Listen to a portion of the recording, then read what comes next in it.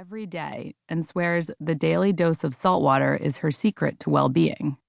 And I'd met Teddy in Peru, who hikes in the Andes Mountains on the regular, and told me that getting in touch with Pachamama, the goddess of nature or Earth Mother to the people of the Andes, is what keeps his spirit going.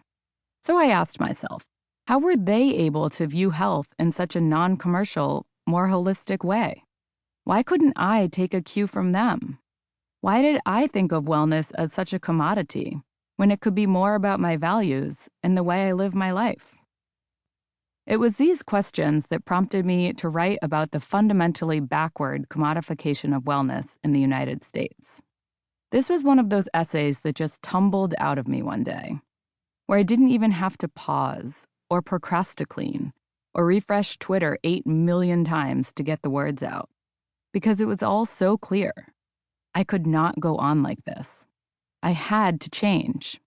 It seemed I had accidentally internalized the idea that self-care was synonymous with self-inflicted debt, but Zrinka and Teddy and countless others were all doing just fine without purifying Himalayan salt lamps. Why couldn't I do the same? My thoughts had resonated with people. Turns out I wasn't the only one fed up with the state of wellness in America today. People were tired of the industry's expensive products and classes, tired of their message that wellness and being well off go hand in hand. And I was fed up with the fact that I was professionally entwined with these implications. As the Wellness magazine's branded content editor, it was quite literally part of my job to sell those wellness products. You know those articles you read that say sponsored by or brought to you by at the top, and then seem to be regular stories except for a casual mention of a brand in the middle? I wrote those. I'm not throwing any shade at the actual magazine where I worked, because they're definitely out there fighting the good fight, sharing valid and inclusive information. But working there gave me a front row seat to how the wellness industry's vegan, gluten-free sausage is made. And the more I learned, the more frustrated I became. So when the sauce arrived, I began to hatch a plan. I wanted to show people that it's possible to be well without buying all things wellness. And I had a feeling I could do that by looking further afield for inspiration.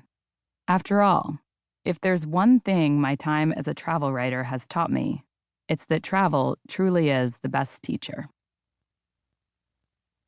This book is the result of months of travel all around the globe. During this time, I interviewed more than 100 people from various cultures and backgrounds and ethnicities about how they view healthy living. Now, a few caveats before we go any further. I know that it's impossible to capture the overall scope of a culture in just one trip, or ever, really. My findings are just that, my findings. Also, as a white upper-middle-class woman, I'd be remiss not to recognize how privileged I am to have been able to travel around the world by myself without being racially profiled or feeling scared or going broke.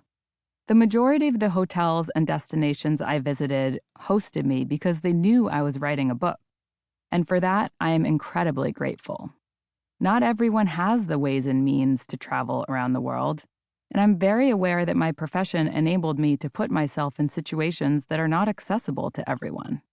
I'm also aware of the colonialist undertones that emerge when a white woman brings back ideas from foreign countries. With 14 years of journalistic experience under my belt, the difference between cultural appreciation and cultural appropriation was top of mind during all of my reporting.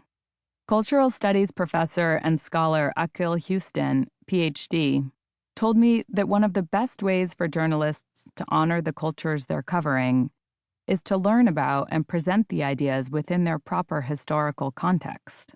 And that's what I've done here, to the best of my ability.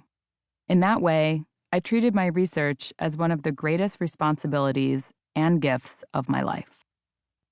In what I consider to be the most cosmic of cosmic timing, I traveled to Jamaica, Norway, Hawai'i, Japan, India, and Brazil.